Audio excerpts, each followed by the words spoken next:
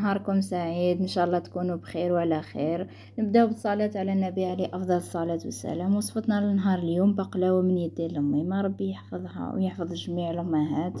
البقلاوة هذه راح تكون بطريقة بسيطة وبمقادير اقتصادية، وبنتها راح تكون بزاف بنينة.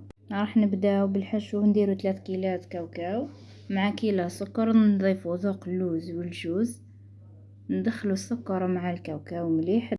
هنايا نضيفو مغرف زبدة، ومن بعد نلمو بالماء زهر. نجيو للعجينة، درت 3 كيلات فرينة بكيلة سمن، ونضيفو بيان سور الملح والعفاني. السمن لازم نخليوه يبرد، نضيفو حبة بيض معاها، وراح نلمو بالماء زهر حتى نتحصلوا على عجينة طرية. عجينة البقلاوة راهي ما تتعجنش، غير تتلم برك باش تجيكم طرية ومليحة. هنايا نكون حليت الطبقات، ندير 6 طبقات لتحت، ونضيف الحشو للكاوكاو، نزيدو كذلك 7 طبقات للفوق. لتحت درنا 6 ومن الفوق درنا 7. وهنايا نشكلو البقلاوة تاعنا بالطابع ولا بالمسطرة ولا بأي حاجة كانت عندك تشكلي بها. انايا عندي الطابع تاع البقلاوة يعني نشكل به.